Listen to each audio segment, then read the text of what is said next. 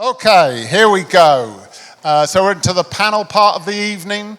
We've got some experts here who have been doing AI for at least 50 years. They'll be able to tell you all about it in a moment. For those who don't know me, I'm David Crawford. I'm the regular compere for this, and I have to pretend I know everything about every subject we ever talk about. But it's okay, because I've got ChatGPT in my back pocket, so we'll be fine. I'm going to let our panel introduce themselves, and then we're going to get straight into the first question. Hi, everyone. I'm Nuria. I'm the founder and CEO of Verium. We're a security risk and compliance platform. What we do is unify your data from your tech stack and your internal policies. You know that you have a lot of fragmented tools. We pull all of that together, including your internal policies and regulatory frameworks. And we provide insights on critical risks and the actions that you need to take for your technical team. I'm Phil, interim CTO at Jagex. Jagex make a game called RuneScape. Hands up, who plays RuneScape? Oh dear, we need to do some marketing, clearly. Been around about 20 years, massive data, hungry game. We've got loads of data to work for, which gives us a good chance of doing something useful with AI, which I'll talk about when we get to the questions. But good to be here. Hi everyone, so I'm Kanari, Chief Data Officer at Merlin. I'm sure most of you know what Merlin is. You either been to one of our attractions when you were a teenager, or you've taken your kids there. So we own all the Legolands, London Eye, London Dungeon, London, Chessington, Alton Towers, and we're worldwide. We've got 140 attractions in over 25 countries. I joined Merlin as Chief Data Officer about a year ago, and we're just getting started on our journey to data and AI. Excellent. So the next one of these is going to be at Legoland. That'd be great, actually, wouldn't it? That would be really good, yeah. We get a lot more people. Okay, cool. So for those of you who were here a year ago, we did a very similar panel where we talked about AI and what was it and what was happening. And it was quite a lot of hype at the time. I think some of us, maybe even me, were like, yeah, it's just a bubble. It'll go away. It's like, it's, you know, just one of those things. And now we're all scrambling to make sure that we're actually got it in our strategies and we're doing something, right?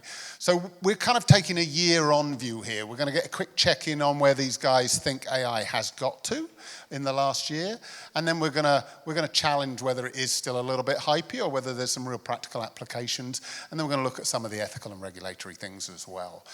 The one thing that I'd just like to reflect in on Irma's presentation at the start is I just got this overwhelming feeling that I'm really glad that some grown-ups are looking at this as a wider view, right? Because the rest of us are just kind of fumbling our way through it, right? But they were like, oh yeah, we got this. This is good. We're working it out. So I'm pleased that Irma and her crew are there sorting us out. Okay, right. We're going to go with you first, Nuria, on this question. So how has AI evolved in the last year? What's it gone on in terms of a journey in the last year? And you know, how do technology leaders, how have they changed thinking about that from maybe a bit to maybe like, oh yeah, it's part of core to our strategy now. How's that worked out in the last year? I would say, so in my opinion, a lot has changed. A lot is still changing. I think us even sitting here, AI is already changing, and there's probably some new tools that have already come out. One of the biggest things is last year, especially when we're talking about AI a year on, we're actually referring to the commercial AI, because AI has been around for many, many years, as many of you know. But from a commercial aspect, there was a lot of hype and theory in terms of the types of applications that we could use AI for. There wasn't a lot of real-world examples, so we're still trying to figure it out. And I do believe that to an extent that's still happening today, but we're now getting to this viewpoint, and obviously AI is an umbrella term, and we're talking about a variety of different systems here, where there's some level of practical implementation of AI. So we're going away from that theory to practical implementation, and leaders are now having to start to think of regulations and regulatory changes that are coming in when it comes to AI and the impact that that's having in their business. So it's going beyond just, oh my gosh, throw AI at everything. We're now having to think about our data, our infrastructure, and also the guardrails that we need to put in place to truly embed AI within our organizations, be that from a technical perspective or from an operations perspective. Okay, so we're saying change is still happening, but people are embracing it more. Phil, based on that, how are people? You said guardrails, Nuria, right? What guardrails are there? How are people starting to feel more comfortable with having AI as part of their day-to-day and their strategy, or aren't they? Yeah, I think you're right. A year ago, it was a lot of hype. There's still probably quite a lot of hype. I think people are, certainly in my world, we are rationalizing the technology for good, which in a game context, you go, well, it's just a game, right? And I'm not from gaming, so coming into the sector new, you're going, what's a game? But actually what I learned recently, having been in this role now for a while, is it's quite a lot of bullying, quite a lot of harassment, sexual harassment, and all sorts of really nasty behaviours can occur in some of these games. That's not just our game, that's a global statement. And in bringing some of the latest thinking on how we can leverage that data, we can actually start to catch some of that really poor behaviour and then start to deal with that effectively. So last year we were talking about the hype a little bit, and there's still a lot of badge slapping, I think was a term I heard someone use the other day. Our company's funded by private equity. A lot of the private equity houses want to see AI in use because they believe it gives them a strong valuation. So if you sort of part the badge slapping, what we're actually doing at the minute is quite a lot of good. In terms of guardrails, obviously there was a lot of talk in sort of Uma's talk on regulation. There's a lot coming through. We'll have to explore later whether that's sort of joined up on a worldwide basis, because it feels a bit fragmented to me.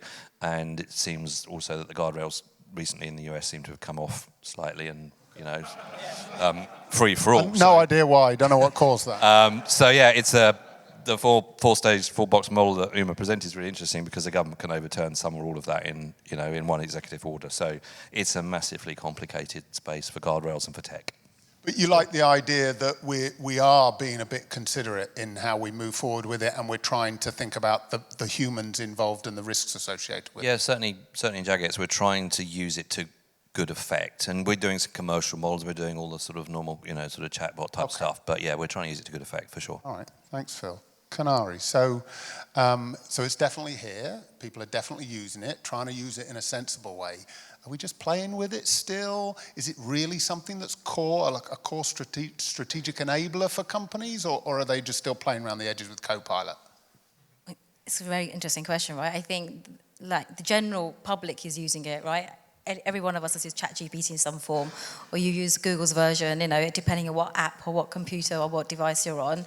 So I think there's definitely a lot of usage that's happening. I think organizations, it depends on the maturity of the organization and your data. Can you find it? Do you know where your data is? And do you have governance? So I find that, if you're a very small company and quite a new startup, you've probably got a blank sheet of paper to play with. When you've got legacy tech and you're trying to then plug in AI or build AI, it's actually impractical. So I think a lot of big organizations probably is on their CEOs, forefront. The other day I got a message to say, what AI are we doing? And I need to write a couple of paragraphs for our CEO. The good thing is we are working with partners, but actually we're not full-blown scale yet. And I think a lot of organizations, especially enterprise organizations, need to start thinking about what their AI strategy is. Do any of you even have an AI strategy? And think about where you're going to start first, and almost start thinking about starting small but pushing it out. I think that will start also kicking off a lot of the governance strategy and the security, and then possibly you might actually go get a chief data officer, but because I think everyone they want to run before they can crawl, and actually a lot of the stuff that's come out is around, do we actually have some data? And actually we've always had data scientists, but now you want to sort of really blow that up. So I think we need to be practical and pragmatic in terms of where is the investment. If your organisation is really keen about AI, this is your chance now. They'll know who the data team are, they'll know what investment's needed, so I think we can use it to our advantage. But I think big organisations, some are there, some aren't quite there yet. And I think that's absolutely true. And like AJ was saying, you've got to tidy your data up and get hold of your data, so your foundations have to grow. And that's something I've seen in the last year. Those who have started with the wrong question, as AJ said, is like, I want to use AI, what can I use it for? Actually, the answer coming back from their tech leaders is like, well, let's invest in that data strategy, like we said we would. Let's tidy up our data foundations, and then we'll see where we are, right? So I think there is foundational work going on there, right? And I think that's important. Is that what you're seeing, Nuria? No, that's exactly it. I was thinking about it, and I was like, well, AI is nothing without effective data.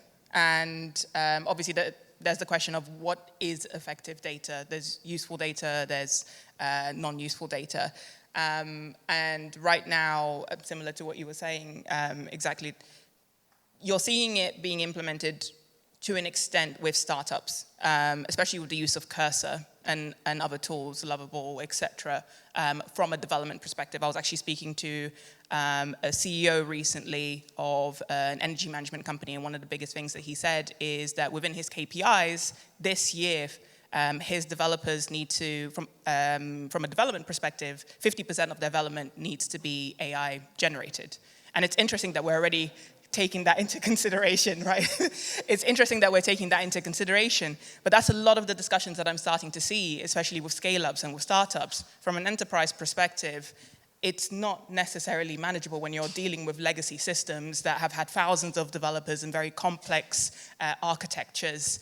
And so there's a level of work that needs to be done from that perspective. Chris is only laughing because he knows that he's just been given a free KPI for his team. He's definitely going to make that a KPI tomorrow when he gets into the office. 90%. Yeah, exactly, 90%. Okay, so that's good that there's been some movement. It's good that we're playing, a little bit safe and thinking about the risks. It's good that we're maybe heading in the way of enterprise strategies for them, right? I'm not convinced, right? I still think there's a lot of hype out there. I still think that we're kind of skirting around the edges of it, and there aren't many killer apps, right? I remember when 3G first came along, everybody was looking for the killer app, and nobody. I'm not convinced. I might be playing devil's advocate. I'm not convinced yet. So let's just get a bit of audience participation here, and this is a two-part question. So keep your hands up. Hands up, everybody who is currently using some form of AI in their business. So a year ago, that wasn't many. Keep your hands up, keep your hands up. Now, put your hand down if you are only using AI for productivity. Yeah, people were slow to put their hand down. They actually had to think about what they were using AI for there. It's taking over, clearly. So that's about half. The rest of you can put your hand down. So about half of you are using it for productivity. Neil, put your hand down, for God's sake, mate. Yeah, okay. It's AI, it's taken over, right? So given that, productivity is the thing we've all been talking about, right? And I think the big boys head us in that direction, the co-pilots of this world, Claude writing our code for us, et cetera, right? So are we still in a hype cycle here, or have we got our swim lanes lined up? AJ thinks we've got our swim lanes. He came up with about 6 of them, right? Are they real? Are they which ones are gonna win the race? What do you think, Nuria? It depends on the industry. To your point earlier and to AJ's amazing presentation, it really depends on the industry. From a startup perspective, there's still a lot of hype. There's a lot of tools out there. I mentioned Cursor, there's Lovable. There's almost every single day, there's another productivity or development tool that is coming out. And some of them are great, but it goes back to what we've been discussing. Your data, your infrastructure, how is that even set up? And also, there's a level of critical thinking that it's actually required to understand what are you even going to use AI for, and is it actually AI, to be perfectly honest? Do you need AI, and what does that mean when we're talking about AI? As I said earlier, AI is very much an umbrella term. Are we talking about general data analysis, data engineering, machine learning, et cetera, et cetera? So from a startup perspective, there is a level of hype, but there is this need to understand how exactly you're going to go about implementing these tools within your organization, and what is the ROI that you're trying to establish with these applications. There's a lot of discussion on throwing AI, but what's the actual ROI? And are you considering the risks? Going back to regulation, are you considering the fact that some of these applications or these AI models need to adhere to certain regulatory frameworks and requirements, like are they adhering to ISO? If you're ISO 27001 certified or SOC 2 certified, how are you taking that into account when you're introducing these applications? But yeah, that's my So I think it's interesting about, is it AI or not? That's an interesting. We'll come back. I know Phil's got some opinions on that. Kanari, you work for a large organization. All the big boys are attacking you guys all the time, trying to sell you their services, right? The Microsofts of this world, the AWSs, all of them, they've all rebadged as AI recently. They've all got products out there, right? So if they were here, they'd say, this is very serious business, this is strategic, it's important. Is it, or are they all selling us a pup? I think there is some element, all the tools that we use today have got elements of AI capability, so we do need to make sure we are AI literate, not just our data scientists and engineers. So obviously I want to get really good data engineers, and I don't want to hire 50. If I can hire 3 and they can use the AI capability, you're changing the game. May not need probably analysts. I think we're heading in that direction. If you've got conversational analytics like we saw in the previous presentation, actually I don't need to go hire 50 analysts. So there are changes happening right now in the technology we're using. The AI literacy is a big piece now. We can go create the most amazing AI product, but if the business isn't ready to use it, I think there's a risk appetite there. If we're happy to use AI to make operation efficiencies, that's going to give you a revenue benefit because operational cost. Are we ready in terms of the organisation to put something in front of the guest? Like, would we put something in front of the guest? Would we let a computer check like the security or the health and safety of a ride? So I think there's a risk element there in terms of what are organisations willing to use AI to do. I think they need to be tested in a very small environment, and they need to be tested clearly. The AI police, as I call it, they're way far behind. The laws and regulations aren't there yet, so we have to put the guardrails in ourselves and make sure we're using the right data in the right way. So I think it's all of our responsibility. We can't just pass it over to, and then you're right, there are like sharks, vendors all over the place. We can do AI for you. The number of people that come to me in the business and say, Kinari, I need some data. I'm like, what are you plugging it into? Who are you working with? And it's an organisation that says, we will solve this problem for you because we just need your data. They've not asked the question where's that data going? Is it going to be open source, and actually what happens to that data afterwards? The business has been sold this dream of solving their problem. And I'm not saying we want to build all the AI products for Merlin. We just need to pick the right partners. And like you said, the well-trodden ones have done it well. But every day there's someone new coming up with an organisation that can do something. I think that point about risk and where the data's going, we're going to come back to that in our third question. But Phil, you talked about badging or rebadging as AI, right? Is there a bit of a Trojan horse here? Have all the IT directors and CTOs and CIOs been like, oh, I wanted to get this project done for years. I'll call it AI and it'll get through the budget cycle. Is that happening a little bit? I mean, you don't have to say you're doing that, Phil. We're recording this session. I think there's 3 lenses. There's the lens I spoke about earlier, where valuations of companies, whether it's a listed business or a PE business, if you don't have a story that's at least believable, then you're on the back foot. Now, is that right or wrong? Because it's what we used to call vaporware in the old days, in some cases. But it's a tick box. It's something you have to have, like a cyber assessment or a GDPR compliant system. I think you're right on everyone tries to sell you something that doesn't exist. Is that vaporware or even worse? I don't know. If you get 15 minutes and someone rings you up, and I don't know about you guys, but my inbox fills up with this stuff on a daily basis. And if you've got 15 minutes to have a bit of fun, do the conversation that they're badgering you on email to have, and just ask 5 or 6 questions around, well, how are you going to make sure it's compliant? And to your point, where's the data going? And is it, what's it being used to train with, and with who else's data is it being used to, and all that kind of stuff. 9 times out of 10, most suppliers won't have, the bigger ones will, but the smaller ones that tend to pitch on email won't have a clue, which point you've qualified out fairly quickly if you couldn't do it from the email already. I think was a point I wanted to come back to in terms of the reality of it, and is it badge slapping? I think is the term that I'm nicking it from someone else, but it's a good term. I've worked in businesses traditionally that have got decades of data, completely unstructured, chaos. I mean, broadband and telecoms is not clean by any stretch. Your point earlier about cleaning that up is a monumentally big task in some organisations. It's absolutely huge, and it's cross-sector. Getting the exec, the investors to understand that it's an absolute mess, and it's not a 10-minute exercise, even if you use AI to clean it up. And organisations like Merlin that sit in 140 different places it's a monster problem. So how you educate people, I don't know. How you get past that sort of naivety, how you get past the badge slapping. Do you need a Trojan horse to do that? Because a lot of people don't actually understand what's going on. Yeah, I probably am guilty as charged of playing that game a little bit to a degree, because you're trading on the ability to get something is right done, but in a way that otherwise probably wouldn't be possible. So I think it probably does happen. Yeah, I mean, I think it's probably nothing to do with AI. I think that's probably a technology thing. Your whole point about people don't understand, and then the IT guy goes, I could just probably push this in under a banner, so... But 8 years ago, we did it with GDPR. A few years before that, we did it with cyber. Yeah. There's always a nice current reason to try and get something And done. I've never fabricated a security instance to beef my security budget the next year. I just want that on record. So. Okay, noted. Okay, moving on. So I think we're hearing there's developments. We're hearing it's a little bit beyond productivity.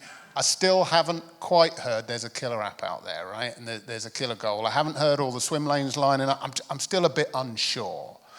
So we need to innovate, right? We need to push more, yeah? Like just do some shit, right? That's what we need to do. We need to experiment. There's quite a lot of that stuff going on now.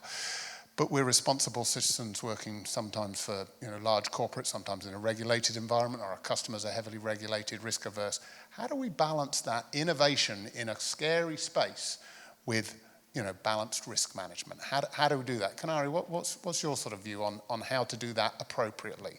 So we have a huge creative department in Merlin who come up with all the experiences, and they are probably using AI right now, and they've got some really big ideas. We don't want to stifle that innovation because we need to use it to stay ahead of, our competitors. So we need to be able to, one, understand what they're trying to do, but also put those safe guardrails. So at the moment, we have nothing in place, and people are using what they think is right. So in certain areas, we need to be able to get them to innovate because they work in a creative industry. And you can't just say, they'll find other ways. We can't just lock down the fact that you can't use some of the capabilities that's already being used because it's open source, it's free. We don't have the investment to go and get everybody Copilot. And we don't have investment to build our big, large language model for ourselves to create something. So there needs to be a fine balance. I think we said even just today that if we start understanding who the champions are around the different types of AI in the organisation, so who's using what for marketing, in creative, just the other day they wanted to use a research tool in ChatGPT, that's fine, but as long as we've got visibility, today we have no visibility. So we're about to create a big governance steerco with all the respective business leads, so we can start understanding, talking about it. They're all talking about it in their own divisions, but if we talk about it collectively, then I can make sure my data governance and DPS sits right in the middle, and explains and educates why we need to be able to be using information in the right way and how they should be doing it the best way. We haven't educated people how to use AI tools out there. They've just used it the best way they can. So I think that there is a fine balance, and it depends on the risk appetite of the organisation. But your colleagues are doing it right now. Business, there are people in the organisation that are probably uploading documents and don't realise they're probably breaking something. There's a big risk there. There's only so much you can do in terms of trying to put magnifying glass over there. But we are, because we've got no choice, so we have to start calling out people now. And I think you probably said the word people about 6 or 7 times there, right? How do they, and I like the fact that you're educating them, right? We're not just letting everybody loose downloading stuff and playing about. There's an element of that going on which helps innovation. But how are you bringing that human back into the loop? How in your organisation, how are you doing that without stifling the innovation, but making sure that people understand the power and the risks?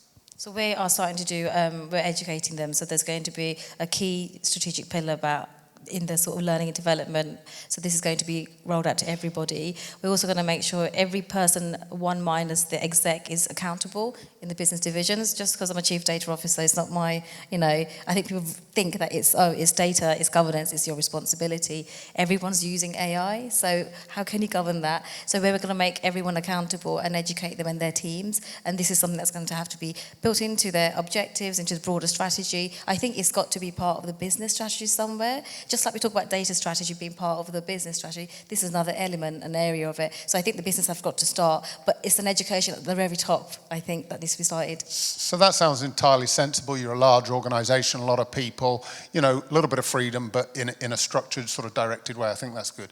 Nuri, that world doesn't exist for you, right? You've got customers, they want to do crazy shit all the time, right? Sort of thing. Do you just put risk to the side and go innovate strong, or what? Absolutely not. Absolutely not, especially because we're in the cybersecurity and compliance space. So this is an area of importance for us. We understand that AI is increasing risks. There's more vulnerabilities that are being generated. And that's obviously the boring stuff. No one really wants to talk about that. But when it comes to being able to balance risk with innovating, I think it still goes back to exactly what we've already discussed here. There is a level of understanding, because there's not a lot of regulatory frameworks out there for AI. It's very, very new at the moment. So how do we ensure that the policies that we're already adhering to, like ISO and SOC 2, we can introduce that to AI? There's still GDPR. To your point, I've actually seen a lot of examples of customers who initially started off just uploading all of their data to ChatGPT, and they were like, okay, it's going to give me all of the solutions that I need. It's going to, from my perspective, based on our product, it's going to be able to tell me where the critical issues are in my platform. No, you're exposing a lot of confidential, proprietary information to a system without understanding how that system operates. It goes back to having a true understanding of AI literacy. It's not just about the capabilities of the tool, but what are the limitations? What are the risks? And how can we go about assessing that effectively within our organization alongside adhering to the policies? Policies aren't sexy. A lot of the times we feel like it slows things down, but it's absolutely necessary when working with a very intelligent system when it comes to especially generative AI, deep learning, and machine learning. So you're finding a balance as well, a little different from how Kanari and her organization are, but you're helping people navigate, the regulatory, the risk, the data privacy stuff, but still being able to deliver on some value. And understand what it means within their organization. Exactly. Okay, cool. So Phil, you're a cowboy, and you're happy to take any risk to get to the end goal, right? Let's just do it, right? But talk to me about ethics, right? Because even when you're out there at the cutting edge of gaming, right, you've got to be a little bit responsible with this stuff, haven't you? wrong question to the wrong person, but never mind. Side eye, Phil. I'm not even trying to respond to that, David. But anyway, if you put your head into the ethics space, one of the things that comes out, what came out for me quite quickly, and it goes, I think, to the point you made, which was that you're kind of starting at an organizational level. It's not actually about the AI itself. It's not about the tech. It's about building a culture of people that understand what good and bad is in the AI sense, in the same way as they were educated circa 10 years ago on GDPR, right? It's about understanding what your organization wants to be known for, and the word that we haven't used on the panel but was used on the slides was trustworthy. And every time you open the AI box, you hear the word trustworthy, and you hear ethics, and you hear explainability, and you hear transparency, and a load of other, and fair is another word. So all these words which have nothing to do with technology but exist in the sort of ethical sense. And I think one of the things we're trying to do, and I'm fortunate as well as being the CTO for Jagex, but I'm also helping the PE group with some of this stuff, because we are, as a business, because we're a data-rich business and we're a digital business, we are a long way ahead with the way we structure data. So other portcos, as we call them in the group, are less advanced. So we are trying to start at the PE level with a consistent approach to understanding how you tackle the ethical dimension. And if you get that, and we believe, if you get that right, and it flows down through the other portcos and across the business, then what you've got, and we've got about 130, 140 companies in the group, then everyone starts to at least behave ethically in the same way, even if their local implementation is the same. But to your point, it's very hard. You've got to start at the top. You've got to educate. It's got to be part of objectives and culture, and a number of other things that have nothing to do with starting to create a model, in technology terms. So it's a longer journey. Now, my worry, to your point, is that journey of learning and cultural change is going to take many companies a long time. No matter how hard you try and push it through the organization, it will still take a while.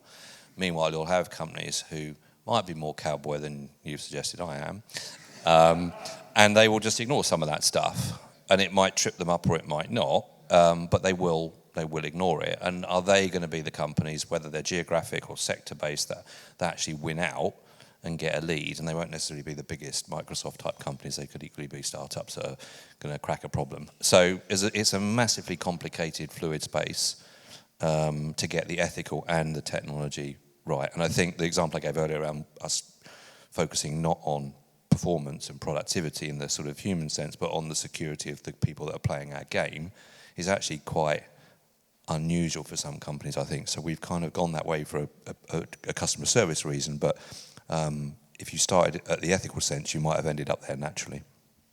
I think a lot of what we're saying here, we could just remove the word AI and look at any major technological innovation over the last 10, 20, 30 years. And we're going through some of the same learning and growing pains. But you just said one thing, Phil. You said, yeah, a lot of companies do this slowly. That's where I think we're going to get the winners and the losers, right? It's moving at such a pace. I just think anybody who's not on the front foot with this is, in the risk management, in the human element of it, not just adopting the technology. It's going too fast for you to be slow, isn't it? So if you think of the hype curve, the way I visualize the sort of hype curve is some elasticity. So it goes up very, very fast on a fast gradient, gets to the top, and then to a degree it will come back down a bit and it might settle in a different place. But there's a sort of continuous sort of squashed shape thing going on. But if you then look at some of these innovations in technology that have gone over the years, where I wanted to be on the front foot, and you can think of blockchain and cyber and various other things that have come and potentially gone away a bit. There is a school of thought that says that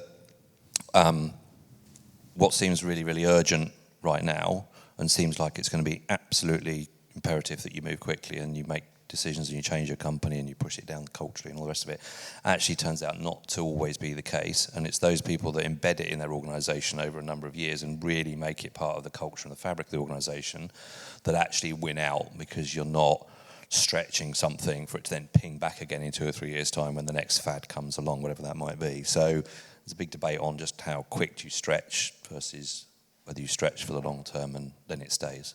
Okay, excellent. We're going to finish with our last question, which is a little bit more light-hearted, and then we've got a bit of time to come to the audience. So think of a few questions you might like to ask these guys and girls, and we'll get a mic out to you in a minute or two. But what we're going to do now is we're going to say, so AI is here to stay. Now, I joined a call with a chap I'd never met before. This was 2 days ago. And he decided that was the moment that he was going to test out his AI video avatar for the first time ever on a stranger. And so he came on the call, and it was, when it pixelates a bit and you're like, oh, the connections. And I was like, and then his lip sync, I caught it on the lip sync. The lip sync was just off. And the fact that he had a long beard and this bit was moving and this bit was static, which was a bit weird. But it's getting there, right, sort of thing. And then I started thinking about meetings I wouldn't have to go to because I could send my AI avatar, right, sort of thing. So that generates this last question, right? As we've seen, you're all serious, competent leaders, contrary to my previous comment about Phil. I was referring to his line dancing at the weekend. That's what I meant. He's a consummate professional. And you've been in leadership positions for a while. You're very experienced, right? But let's say AI gets to that point where it's replacing some of those leadership skills. If you were represented by an AI avatar leader, what would be the one characteristic, defining leadership characteristic that you would want it to represent for you authentically? Go on, you're desperate, Phil. I've got to come back on the cowboy thing. It's just got to have the best hat ever, right? Yeah, okay, all right. Other than being a cowboy, what would be the one thing you'd want to come through? I know what my question is because I've been asked this question before, right? My question is probably, it's a twofold one. I'd like my humor to be intact. Right? I don't want to be a clown, but I just my lighter sense of I'd like that to be intact because I think that's a key part of my character. But what I'd really like to come through as a leadership trait is my compassion. I just, my ability to listen to people, to understand where they're coming from in all scenarios, because as technology leaders, we get a lot of shit all the time. Everything's a bloody emergency, blah, blah, blah. But so understanding the community, the compassionate side of the people in your community, I think is important. So they're my two sort of authentic characteristics I want to be carried through. Come on, Yuri, what are yours? Very, very similar to yours, but authenticity. So automatically, when you asked me that question, I was like, 100% meetings. and investor pitches to an extent. You just want to do the perfect one and get I want to do the perfect one. I want to be able to get to like the last meeting and be like, hey, this entire time it was an AI. And it was an AI that was representing me in a very authentic way. And that's exactly what I'm like. Because there's so many meetings out there. And funny enough, I did an investor pitch and it was an AI. It was not an investor. So it was an investor that invested in an AI company, and they were using that AI company to conduct all of their interviews. And what was interesting is I felt more relaxed, and I opened up a bit, probably too much. So you don't want to talk to humans, but you're quite happy to talk to robots. Okay. Well, I didn't realize that in the beginning. In the beginning, it was slightly awkward. I said hello. It was like, hi, Nuria. You're conducting this interview. I won't say which investor. You're conducting this interview for this investor. Tell me about yourself. And I started opening up. And every time I did, it would give me a lot of positive reinforcement. It was like, wow, you're doing a lot of work. That's incredible. And I was like, I've never heard that. Of course I'm doing a lot of work. You're right. So it passed the Turing test and you failed, basically. It failed. Okay, got it. All right, fair enough. Canary, what about you? I think we're all different leaders. I think for me, I'm quite an empathetic leader, so I'd want that to come out and my side. But then I have zero patience for listening to somebody go on, and I'd want that to just like literally just cut, when you cut throat and you have to stop somebody from going on and on. So that also has to come out as well, because I think it's really important that we haven't got time to waste, like you say, so you'd want to sort of see the bullshit before it happens and listen to it 10 minutes more and do it to cut that. How does that come out, like a yawning avatar or an avatar that says, avatar just blurs up? away. Dissolves. Yeah. All right, I really don't want to ask Phil. Well, as long as it can do the do-si-do in my line dancing, I'm good. Okay, good. I think similar to what you guys have said, I think probably everybody in the room, I hope I'm sort of trying to represent everyone fairly, but most of us here are doers, right? We're engineers, we're scientists, we're data people, we're functional, trying to get stuff done people. So I think you're right. People that waffle on or BS or whatever, it wears thin pretty quickly in meetings. So I think I struggle with that. I will glaze over, I'll end up doing something else in parallel, or I'll tell them to move on in various words. But I think that just someone that's has a little bit more patience with people that feel they have to express themselves in a way that I might not quite align to would be a useful avatar. Okay.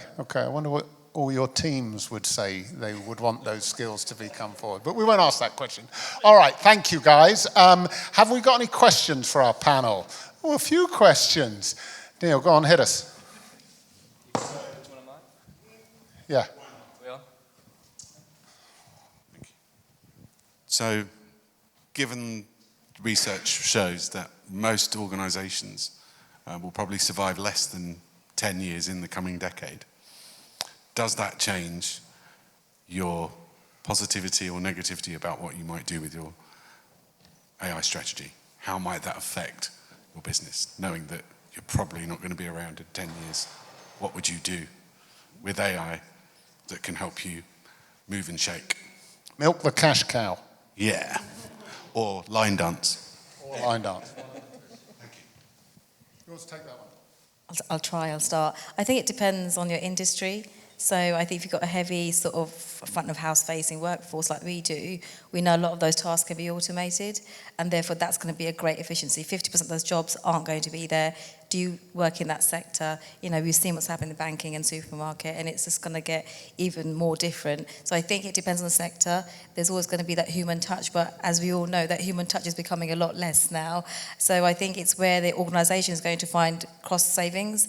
Essentially, a lot of the AI that we're putting in at the moment is about cost savings, efficiency benefits. So I think it's going to shift the roles, but then where do those other roles shift to? You'll need more data engineers and more data scientists, So I think even like if you think about schools and the careers they talk about right now, some of those sort of subjects and what vocation, what you go into is changing as well. So I went into my son's school about 6 years ago looking for a high school, and they were like, 50% careers won't exist, and I was like, "You're right." I want to stand at the back and say, "You're so it's so true," So, and they're teaching coding at such a young age now. So I think there's going to be a shift, but I think it depends on the industry and how many people run that organisation. And I think also, in experienced industries, which is where you are, I think we're going to see more people with leisure time.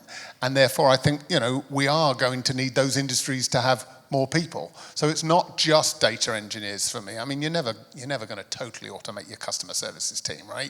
Your front of house staff. I'm thinking of Back to the Future with that stupid avatar. Anyway, but I think roles will change, not just in technology, but elsewhere in the industry. Well, I think that's really important. Next question, gentleman over there. Have we got a mic? This will be a weird one. So I'm in charge of validating tech that comes to our company through acquisitions. And I also sold some companies that I was a part of. And there is a very fun process when you're trying to acquire a company or trying to sell a company, where the discovery of whoever had access to your tech, and is that tech still private, makes place. How do you imagine this conversation happen when half of the tech is written by AI that you actually do not have ownership over? Do you think that conversation will change, or will the legal framework of acquisition change? I think that's an interesting one, because it's going to change over time. I think there'll be a panic to start with, and then eventually everybody just won't care. Because they'll go, well, if that AI doesn't do it, I'll just use that AI. It'll be fine. It will work it out. What do you guys think? I was going to say, in my opinion, it is going to change. It's still difficult to assess how exactly it's going to change. However, one of the things that I'm starting to see, because that's an area that we work a lot in, is the ownership is still, even if you have a small development team, almost the AI-generated code, the ownership is on the lead engineer. So it ends up almost being embedded into that lead engineer. There's still that human element. That's a starting point, but I think moving forward, it is going to be, well, Cursor owns this. And here are all the updates that Cursor has made.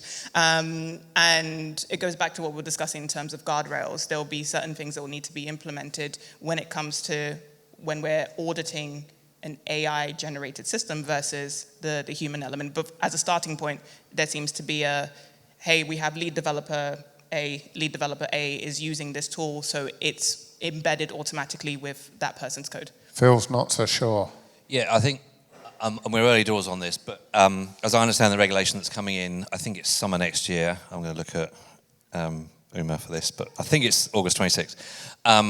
If you are operating an AI system which is considered high risk by the EU Act, then you have to put together a series of compliance regulations, and you have to have it conformity assessed by the EU. Now, I don't think that process is in place yet fully.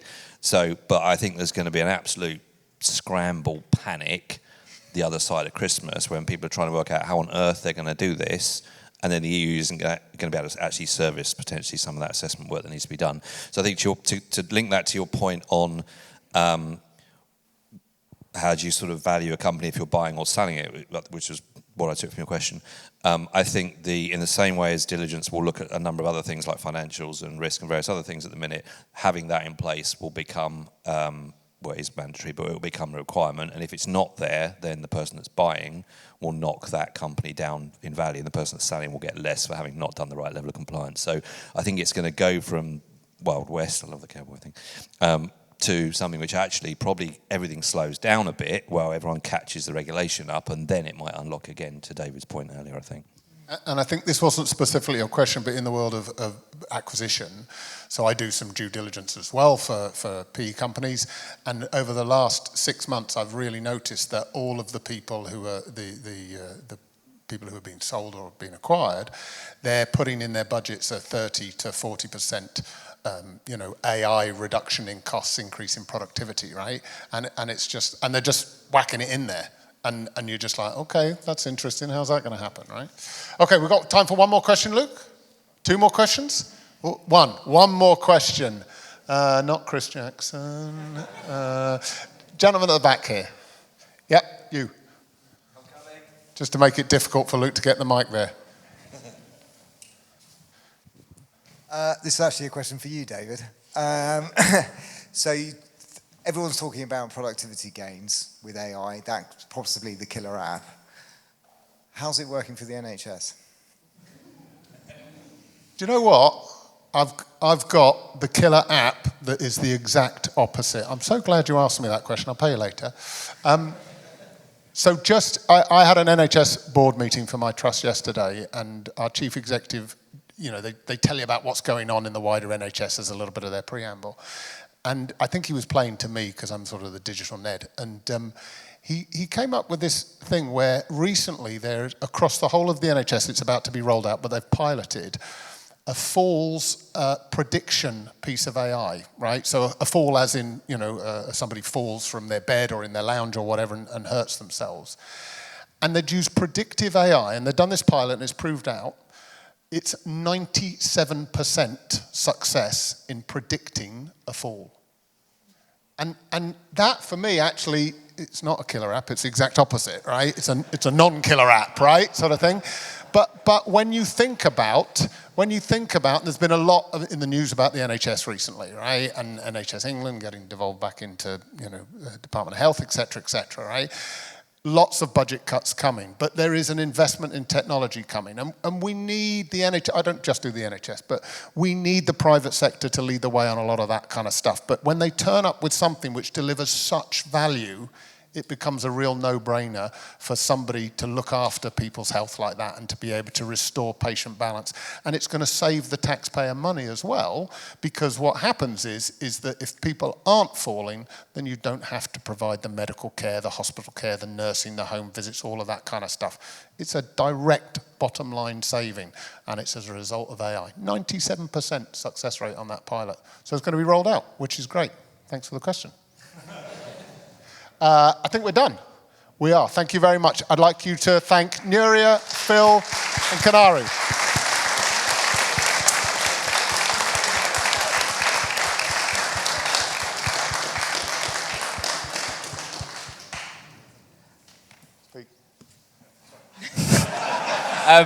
Also, Come on, sit down.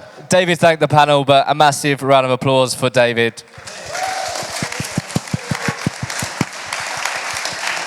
We are here until about 10 o'clock. Everyone will be staying to hang around. We just brought some more drinks so everyone can. But yeah, we're here till 10 o'clock. Make sure you enjoy yourself, network, speak to whoever. But thank you so much for coming. We look forward to seeing you at the next one. Cheers, everyone.